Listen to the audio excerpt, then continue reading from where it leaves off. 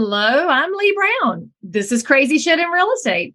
Today, we're going to talk about investing. And I know we've talked about investing before, but today's perspective is a little different. I'm bringing you a realtor from New York, Donna Reid. And no, not the Donna Reid from the 50s. This is a whole different one. She's alive today. And she's going to bring to you some perspective on real estate agents getting involved in developing their own investment strategy. And she's also going to tell a personal story that's probably going to make you fall in love with her, and you'll know why she's one of my good friends in real estate. So enjoy this conversation. I'll see you on the other side. You're listening to Crazy Shit in Real Estate. You'll be amazed at all these wild but true situations that others have found themselves in. Because on this show, you'll hear uncensored, unbelievable stories from the world of real estate. I'm Leigh Brown. Let's dive right in. Donna Reid, we're going to talk like we know each other, and the rest of the world is going to start watching this and say, well, I don't know Donna Reid, so I think you should tell everybody who you are and where you're located, even though I already just told them you're in New York, and how long you've been in and around real estate, and then we'll just dig in a little bit. Okay, great. My name is Donna Reid, and I'm from New York, and I've been in real estate for over 20 years. When I started, it was because of my girls. They were very young. So I needed something else besides doing case management work. That's what I was doing, helping seniors get Medicaid and home care services. So with that said and done, one of my goals were why I did real estate. I had to be home at 3:00. That was like the ultimate goal. It wasn't the money. It wasn't any, it was that goal. So it gave me the opportunity to do that part-time, plus at the same time doing what I do love is doing with the case management side of things. And from there, I just kept on going until I realized, whoa, I can't do that part-time anymore. So I decided to be full-time about 7 years ago. And now the girls didn't need me anymore. Now they're all graduated, having their own life, living their party life. And I'm doing real estate. And now because I'm becoming more of retirement age, I can't believe it. And because of that, that's why I pivot into a new adventure, I should call it. So you're going to case manage yourself basically now. I don't think so. My daughter says to me, oh, Ma, it'll be good when you get into a nursing home. I said, I'll never have no time to be in a nursing home. Especially not a New York girl. After the whole last couple of years, I wouldn't go anywhere near a nursing home in New York or anywhere else. But I got my basement set up for my mom. That's where I'm going to case manage her whenever she gives in. I think she'll love it in my basement. It's a wonderful place to be. But I think you mentioned something really important there as we start talking about what you're transitioning into. And that's the undercurrent in real estate is when you've been in it long enough, you experience success because people just know you're in real estate. You're just going to get phone calls. And so you kind of quietly were leading into something that happens in real estate all the time that nobody really acknowledges out loud. And that's when you've been in a long time. Your phone is just going to ring. People just know you're in real estate. You're going to sell some houses, whether you're actively working your butt off to market or not. So by the way, if you're an early career realtor, get to about the 10-year mark and you'll start experiencing what I'm talking about with Donna. Your phone will ring, but also boredom starts to set in because anybody can call you and you know what to do. You know the steps to take and you know the market and you know the marketing. But you're no longer super challenged like you were in those early days when you had to get everything done by 3:00 to take care of the girls. And now you know all that thing. And so it becomes a moment of, do I pivot? Do I not pivot? What would be interesting is the most important question, because you and I are both over the halfway mark if the averages are right. And when you're over the halfway mark, you're like, I don't want to be bored. And so you've made a big shift in what you're doing with your real estate. So I want you to talk about that a little bit. And also for anybody that's watching and listening, I want you to really pay attention because we're going to talk in a space here that not everybody speaks into. And it's not just what Donna's doing, but it's how Donna landed there. So if you're starting to identify with this, oh my gosh, they're talking my language, now is when you should start to hit the comments so you can find your community. So Donna, tell them what the shift looks like, how you decided that it was time to do something different. Give us a little more, because I think what you're doing is fantastic. Oh, wow. Thank you so much, Leigh. Well, what happened is that for me, I love real estate. And I'd be totally honest with you, I didn't even think about retirement. I didn't even think about anything else. I just thought, you know what? I'm just going to keep doing it until that age start turning around. I'm like, oh boy, what am I going to do when I reach the big age? So after that, I was like sitting down, thinking to myself, I wanted to be able to do something else. So what I did is that I realized that I needed to create a passive income, something that keeps coming in that I'm not even thinking about. And it's going to accommodate one, my lifestyle, but also take care of the foundation that I want to build and also help others along the way. So with that, I decided that for me, how it looked was getting into multifamily, an asset that I could still yet love the real estate side of things and helping people with rentals, helping people have that space that they could live and also give back to the tenants. And that was just a part of my life.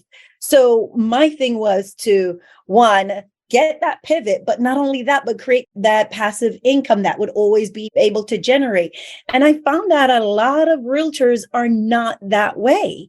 They don't have a passive income coming in. Without the commission, they're like gone. So I was like, so if I'm feeling the way that I need to retire, who else out there that needs to retire? So I'm like, let's get together. Let's create a community.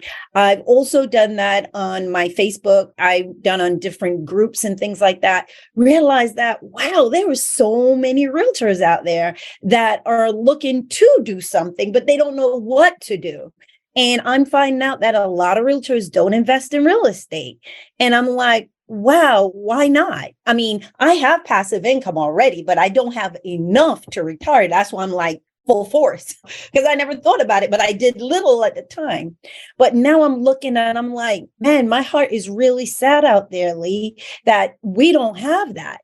The brokerage is not talking about it. No one else is talking about how is realtors coming off that treadmill? How are we really coming off the treadmill? And it just let me wonder and feel very sad for us because it is a career that everyone may love or may not, whatever it is. But where do you stop? When do you stop? Well, they don't. I mean, and if you look at how our business is structured and has been for decades, a brokerage is disincentivized from telling an agent to go get passive income because they want them to go crush one more commission and just go keep absolutely chasing it every single day. And then we also have to realize the size of our community. It's so fragmented. I mean, there's just so many agents out there and they all have a different business model type. And it's hard to reach them anymore because they don't read their emails and they don't come to classes unless they have to. And at the National Association of Realtors, our national president in 2017 was Bill Brown from Oakland, California. And Bill had that same idea that you had of, holy smokes, these realtors aren't saving for retirement. They don't have a pathway. And so he created an NAR program called Financial Wellness, but we only have this many of the realtors in the population that have information about it because they don't read their emails from NAR and they're not dialed in as volunteers. And so we only are touching a portion of the population. So you're able to touch a whole different population because in New York, there's not a heavy MLS usage. You don't have realtors that are wildly dialed in. They're very lone wolf, but they absolutely need to hear from you. And then you've spent so many years in the brokerage side. There's agents that won't hear this message from anybody else. A moment for each of us as practicing business people when you realize your voice hits different people than somebody else's voice does. And then you also mentioned something kind of in passing that I've talked to a lot of multifamily people because, as you know, I love multifamily too. I'm a B and C class person. I like the cheap stuff because I can provide affordable rentals in my market. I don't need to do A class fancy stuff for executives. They have plenty of options. But you made a comment there about taking care of tenants. And that's something we don't frequently hear about when we're talking about the passive income multifamily space. We often hear people talk about only the housing provider side, the income side, and we don't think about who we're providing for in the way of options. So can you lean into that for just a minute and tell us what got your heart thinking there, what experience that was, or that just generally how Donna Reid is wired? I think when it comes down to taking care of the tenants, what's going to happen is that I always have this philosophy, help others, and no matter what, it's going to come back to you. So when it comes to helping the tenants live a better life in the multifamily space, what's going to happen, I found out, is that they're going to stay there a longer they're there. You're going to get more equity. Your money's going to last longer. The more money you spend is on when there's vacancy. You have to update it. You have to do this. That's where you waste more money. And if we look at the tenants and their duration of staying in a unit and make it be comfortable for them, they're not going to move. I know people that have had tenant situation and they live in the property for 20 years, whatever. It's because they are comfortable with that. You're finding the next generation is going to look, I found that they are going to look more for the rentals. Why? In New York, I'm finding a lot of teenagers, and not teenagers, but more millennials. They are looking at, why should I buy a house? I want to probably do renting for a while. So when they rent for a while, what happened is that they use their money now to put it back into investment properties instead of a full home. So they're just looking at it a little different. But no matter what, being there for the tenants in the long run is going to pay off. And when we come to that terms, we'll make it a little bit more comfortable for them. So we're not having a lot of turnaround, but yet cater to them. Yeah. Well, and talking about that side of it, so protecting the longevity of a tenant and reduces turnover, reduces wear and tear. I mean, the numbers go along with that mindset of when they say happy wife, happy life, and happy tenants, happy investment. Yep, absolutely. That, you start to bring away one of the reasons many real estate pros don't get into this, which is their fear of bad tenants, and they don't know what to do because they've never dealt with it. And so they've got all these built up excuses for why they should never touch this that you're already breaking down. So when you're talking to real estate agents about building passive income through investing, how do you break down their fear factor? Because maybe you've never owned a rental, or they watched that. I've probably mentioned it in more episodes than I can even shake a stick at, but do you remember that movie from the 80s, Pacific Heights, where Michael Keaton? Oh my gosh. And that, funny you say that. When I did a poll and a survey, you know how many realtors say, hell no, I'm not going to own any. I don't want to own any rentals. Do you remember that scene where the roaches came streaming out the door? And I think that's why they're not investing. So how do we not? That's why a lot of realtors are not. They know the scoop, but they don't have time to invest. But what I'm finding out too, Leigh, is that when I was sick, right, with breast cancer, at that time, I had a little bit of income coming in, but I'm finding out these realtors, when some of them get very sick like that, no commission, no income, no passive income, nothing. So my heart is going out to those people too. And I know that it's been said realtors don't make that much money. I got it. But at some point, we have to come to terms with something. We can't just keep going on and on like this, right? Oh my gosh, you're totally landing on the other thing nobody talks about, which is that if a realtor is out of the ability to work, broke a leg, got cancer, going through chemo, maybe they're by themselves. They don't have a spouse to support. Maybe their kids aren't able to help out. They don't have a pension from a corporate job. They probably don't have a short-term disability plan, which I wish more realtors carried good insurance policies, but they don't. So they don't have any safety net at all. And this can provide that. It's absolutely doable. That's the thing I want y'all to start listening to with Donna. It's absolutely doable to build this. You don't have to have $1 bazillion behind you. You don't have to be a multi-millionaire. So Donna, what do you tell that agent who says, okay, I'm ready to take my first steps, but I don't have a lot of money and I don't have the expertise. What do I do? What's the first place you take them? Well, first of all, I have to sit down and find out what are their goals. Let's get a number together. Okay, what's your freedom financial number looks like for you to say that I want to retire? So we sit down and analyze that with them. And once we get to that number, then we're going to figure out what tool is going to get you there. Is it going to be a duplex fourplex, or is it going to be 20 or 100 units? When that is done, then we're able to take them through step by step in order how to acquire it. So it is doable, just like you said, but it's starting. That's where we come off. But getting that number, that's the most important thing that we want to work with, because we don't want to short-live ourselves. So we want to make sure that is comfortable for them. If you are remotely awake, then you know that we are heading into some really tricky economic times. We have home buyers that have put the kibosh on buying. We have sellers who have found out suddenly their houses aren't dipped in 14 karat gold. And as a realtor, you are still trying to keep up with the business you have and trying to answer questions in the meantime, while also managing sky high fuel cost at the pump.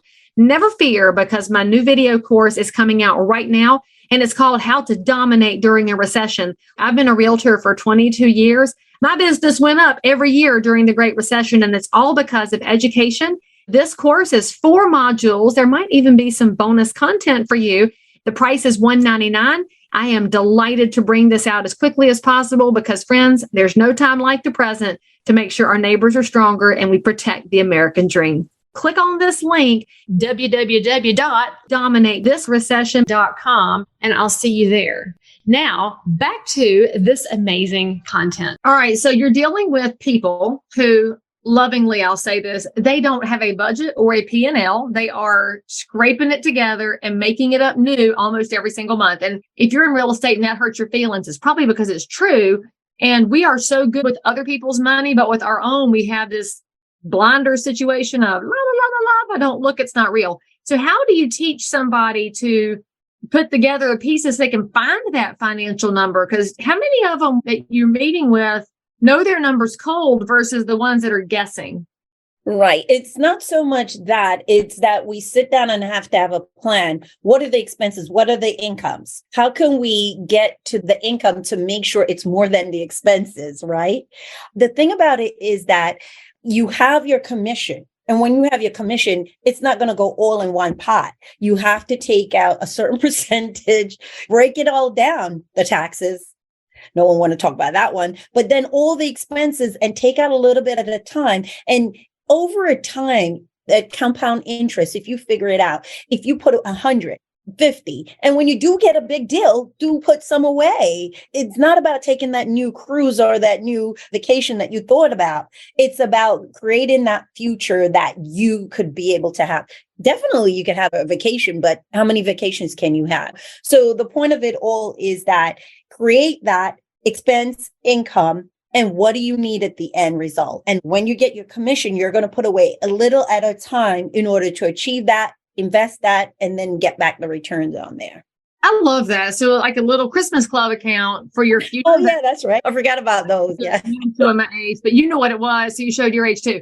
If they've got this investment account, now where do they go buy? So let's say that this realtor has managed to stockpile $20,000.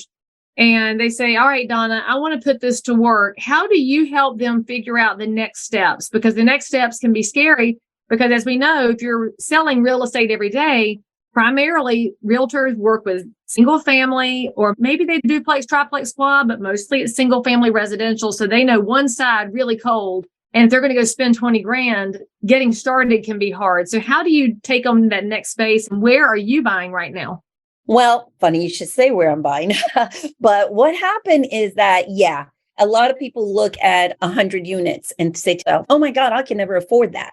It's not one person buying that. It's a group of people that come together in order to put their funds together to purchase that.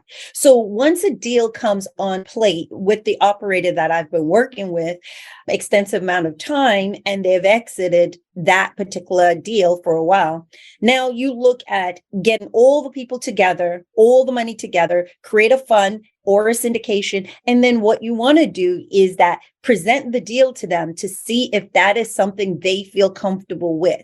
Are they going to be an LP, a limited partner on that deal? Once they are, and they feel comfortable with the deal, once we explain the process, first putting your money in, looking at the PPM, all of that, once we look at that, they they have to feel comfortable with the deal. And then once we explain it to them, they could invest. It's basically about the return of what they're going to get back and they feel comfortable with. Once we do all that, then we want to make sure that we take it from ABC and the results. But also, I want to make sure when they invest that they know that it's going to be there for a while. It's not a money that you're going to put in and then you said, oh, you know what? Let me get it back next month or next year. No, it's going to stack up because we have to have an exit plan, 3 years, 5 years. Some deals may only take 2 years. But then and again, they have to feel comfortable with the process first of making sure that they are okay with the exit strategy or maybe a 5 years plan. And by the way, guys, I have several episodes about syndications that are linked over here so you can go learn about that. And let's go back to the ones you're working in here. So syndication is really just a bunch of people working together to buy a property. Just sounds bigger than it is. So how do you evaluate the operator so that first-time investor who's got their little $20,000 nugget all saved up and they're going to trust Donna Reid with it? How do you evaluate the property and the operator to know it's safe as it can be, knowing that there is always risk involved investing in anything and nobody has any guarantees? Look at the last 3 years of this weird COVID market, for example, for people to know why you can't expect anything.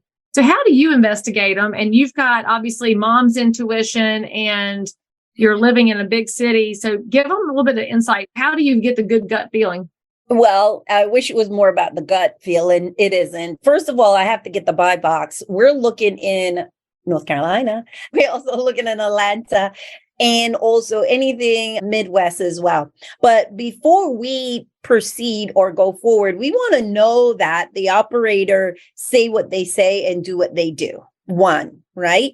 2, have they exit a plan? Have they did anything that creates something to say, oh, you know what? We've done it before, or they went through hardship. Maybe a building, half of it was burned. How did they proceed? How did they help the tenant out of that?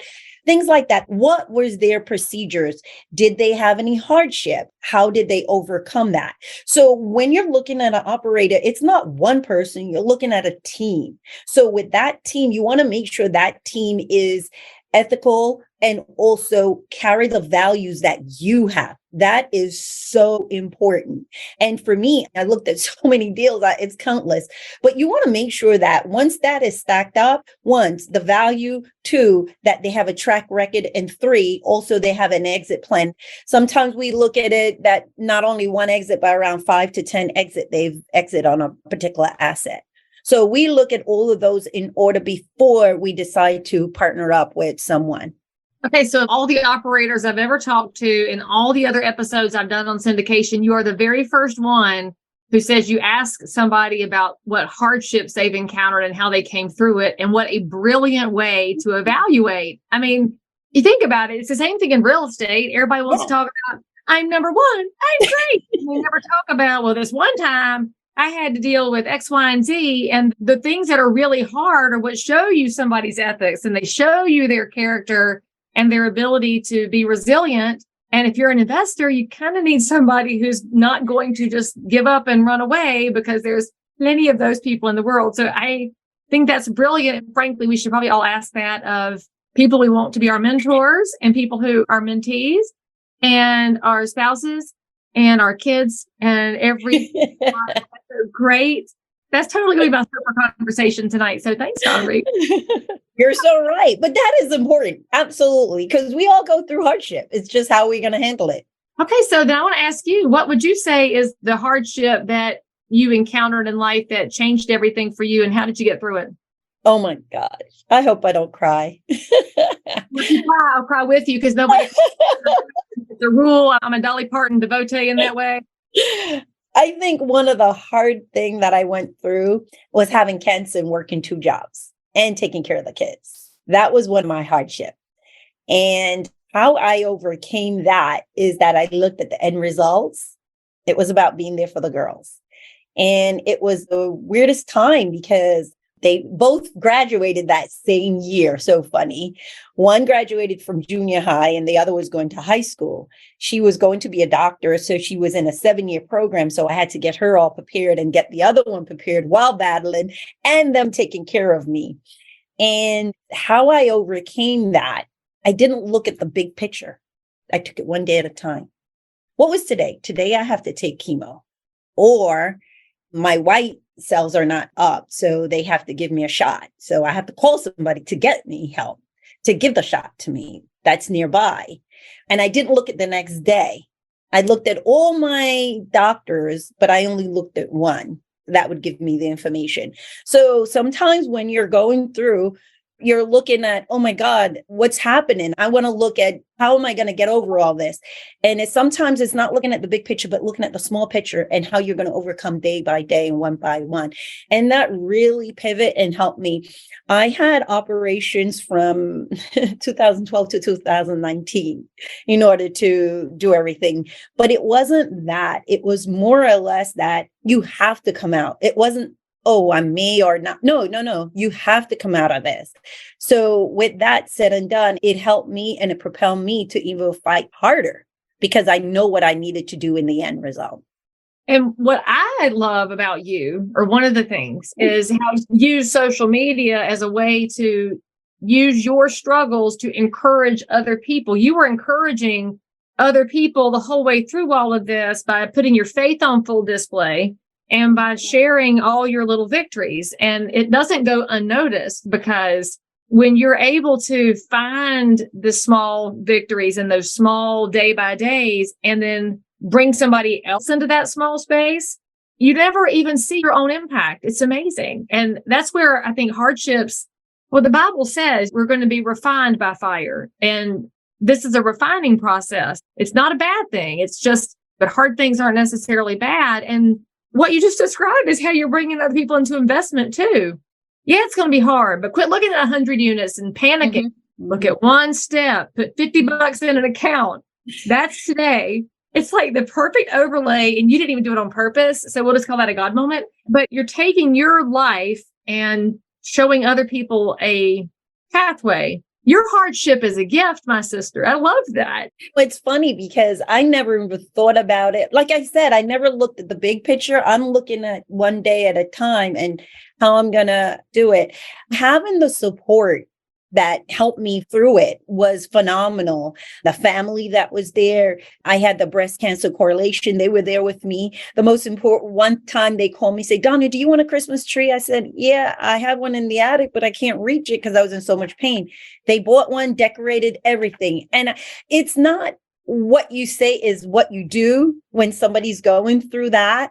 And I didn't even think much about the process. I was just taking it one day at a time to get to the end result because they needed me.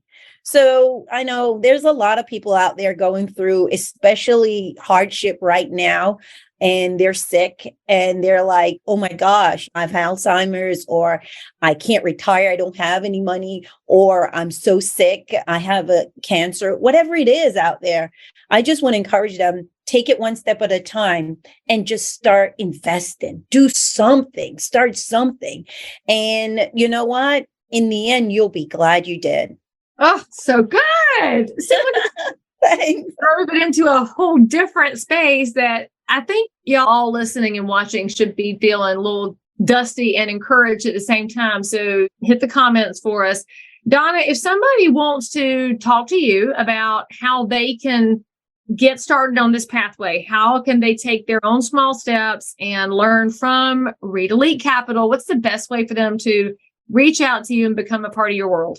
Two things. They could just, I'm on the internet, Reid Elite Capital, or it's Donna Sells NY. So anything I could do for anyone. One of the things I find out in life is that when you forget you and you remember others and help others, no matter what, I don't know what it is, it'll come back around for you. That's the spiritual gift of encouragement is what that is. Yeah, if I can. Not if I can, when you do. Yes, when I can. Yes, when I do. Absolutely right. Flip that around. Okay, friends, now you know why I love her. So go follow her online. Her social game is strong and it is not canned. And you should absolutely reach out to Donna and figure out how you can be encouraged on this journey, because you do not have to be scared of investing or passive income. It's not too big. It's not unachievable. It's small steps, but that adds up. So Donna, thank you so much for coming on the show and getting a little bit personal with us, which I love. And thank you. Oh my God, this has been amazing.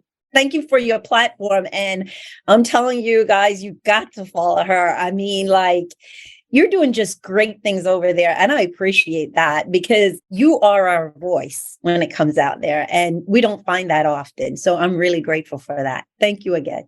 Well, we'll just both use our voices and help other people find their voices too. And then everything can scale. And then our daughters can live a bigger life than we got to live. Yeah, right. Sons too. They're important too, but we happen to talk about the girls today. So it's all good. Okay, friends, all of Donna's information is in the show notes for this episode. Go give her a follow and a like. Leave a happy comment here. Most importantly, hit the bell, hit subscribe, like this episode, and that way you won't miss a conversation over here on Crazy Shit. As always, I'm so super thrilled that you joined in for more crazy shit.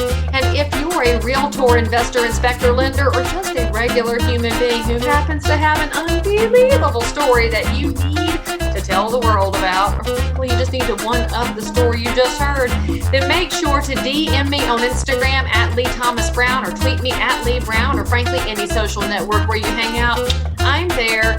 And if you had some fun, then you totally want to subscribe so you don't miss out on any future episodes.